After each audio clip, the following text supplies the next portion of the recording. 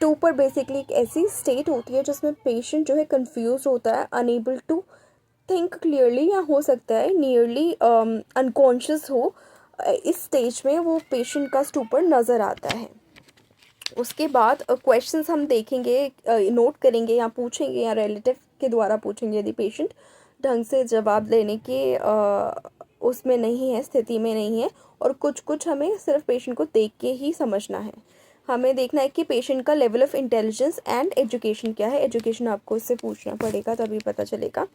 Person जो है disturbed है, एजिटेटेड है, कंफ्यूज्ड है, इरिटेटेड है, या एपेथेटिक है, यानी उसको आसपास हो रही चीज़ों में कोई इंटरेस्ट ही नहीं है, कोई मतलब लाइफ में डिज़ायर ही लैक कर रहा है।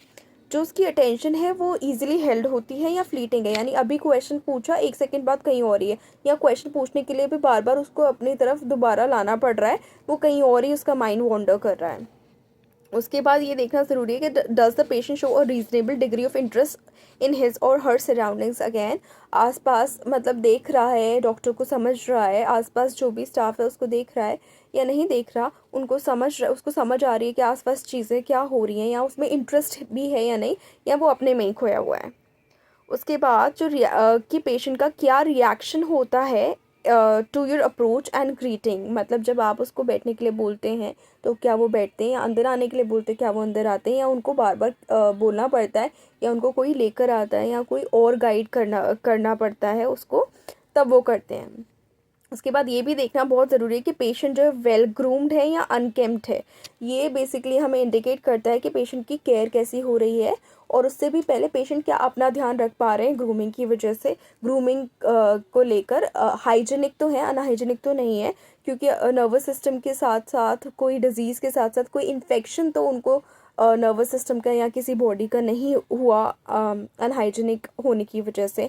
या अगर वो अपना ध्यान रखने के सामर्थ्य में नहीं है तो क्या उनका रिलेटिव्स उनके ढंग से ध्यान रख रहे हैं या नहीं, उनके अटेंडेंट्स उनका ढंग से ध्यान रख रहे हैं या नहीं, ये ध्यान देना है।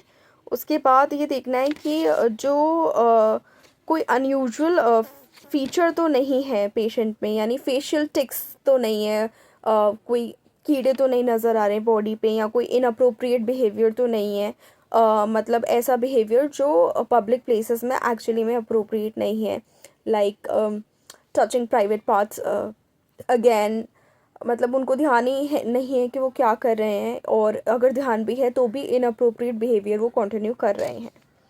उसके बाद कॉन्वर्सेशन ईजिली फ़्लो कर पाता है या नहीं, मतलब वो कितना कॉन्वर्सेशन में रह पाते हैं, कितना जवाब दे पाते हैं, कितना समझ पाते हैं, उसको भी ध्यान में रखना ज़रूरी है। इससे इंटेलेक्चुअल लेवल तो पता चलती है, साथ साथ पेशेंट की वोकल स्किल्स को भी आप जज कर सकते हैं। पेशेंट जो है साइलेंट है, या मोनोसिलेबिक है, या ओवर टॉकेटिव है। तो बेसिकली पेशेंट चुप बैठना ज़्यादा पसंद कर रहा है, बस नोट करके जवाब दे रहा है और बाकी जवाब उसके अटेंडेंट्स दे रहे हैं, या फिर वो जवाब दे ही नहीं पा रहा है किसी प्रॉब्लम की वजह से, या फिर खाली वन सिलेबल है, एक अक्षरी है, हाँ ना ओके ठीक है, बस इतना इतना बोल रहा है, और बाकी मतलब ऐसा लगता है कि पेशेंट रूड है, इतना कम बोलता है। तो ये देखना है। या ओवर टॉकेटिव है पेशेंट, मतलब एक चीज़ पूछो बार 2 घंटे का आंसर चला ही जा रहा है, तो ये देखना है। फिर उसके बाद is the content of speech and conversation appropriate and consistent, मतलब एक तो वो जो बोल पा रहा है या नहीं बोल पा रहा, दूसरा जो बोल रहा है, जो कंटेंट है उस स्पीच का, जो मैटर है वो ढंग से पुट फॉरवर्ड कर पा रहा है या नहीं कर पा रहा, और दूसरा वो रिलेटेड है भी या नहीं करंट सिनेरियो से, आप जो पूछ रहे हो उससे, वो भी बहुत ध्यान से चेक करना है। उसके बाद are there features of flight of ideas, a rushing stream of ideas with some connection, or of thought disorder when one remark follows another without logical connection। ये देखना है कि जब पेशेंट बोल रहा है, उसके जो आइडियाज़ आ रहे हैं, थॉट प्रोसेस आ रहा है जिसके अकॉर्डिंग वो बोल रहा है, तो वो एक थॉट से दूसरे थॉट का कनेक्शन बैठ भी रहा है या नहीं, यानी एक लाइन जो उसने पहले बोली थी और अब जो दूसरी लाइन वो बोल रहा है उनके कनेक्शंस बैठ रहे हैं या नहीं बैठ रहे, या फिर वो कुछ इधर से कुछ उधर से कुछ भी बोले जा रहा है जिसका आपस में चीज़ों का जिसका कोई लेना देना नहीं है। थॉट डिसऑर्डर बेसिकली एक मेंटल हेल्थ कंडीशन होती है जो अफेक्ट करती है एक person ability to think, right, communicate logically and clearly, मतलब वो लॉजिकली या क्लियरली बात नहीं कर पा रहा है, तो उस चीज़ को भी नोट करना है। उसके बाद ये ध्यान देना ज़रूरी है कि जो does the patient keep on repeating your questions और देयर ओन रिमार्क्स। परसिवरेशन तो नहीं है पेशेंट में, मतलब एक बात को रिपीट तो नहीं करता जा रहा कि मतलब when someone gets stuck on a topic और एन आइडिया, इनवॉलंटरी रेपिटेशन तो नहीं है ऑफ अ रिस्पॉन्स और a behaviour that is inappropriate for the situation. मतलब बार बार वही जवाब दिए जा रहा है, आपने एक बार सुन लिया, ओके, उसको स्टॉप भी कर दिया, उसके बाद भी वही चीज़ रिपीट करा जा रहा है। उसके बाद ये ध्यान देना ज़रूरी है कि is there a disorder of language, aphasia है, are strange words neologisms used और are real words strung together oddly, word salad use तो नहीं हो रहा। तो बेसिकली एफीजिया तो नहीं है पेशेंट को, यानी कोई ऐसा लैंग्वेज डिसऑर्डर तो नहीं है जो कि रिजल्ट हो from the damage to the parts of brain that control speech and understanding of language.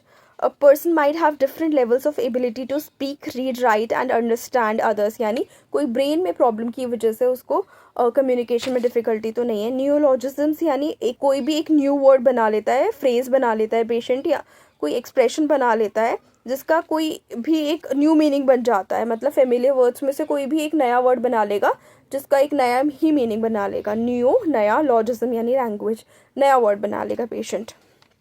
उसके बाद वर्ड सैलेड तो नहीं बना रहा अपनी बातों में, यानी कोई वर्ड कहीं से ले लिया, कोई वर्ड कहीं से ले लिया, कोई वर्ड कहीं से ले लिया, जिसका कोई तुक नहीं बन रहा है, ना आपस में ना उसका मीनिंग कुछ बन रहा है, कुछ भी मीनिंगफुल नहीं है, कन्फ्यूज्ड मिक्स्ड रैंडम वर्ड्स वो यूज़ करे जा रहा है। तो ये चीज़ें ध्यान देना ज़रूरी है जिससे हम पेशेंट की अपीयरेंस, बिहेवियर एंड कम्युनिकेशन को जज कर पाएंगे, एनालाइज कर पाएंगे।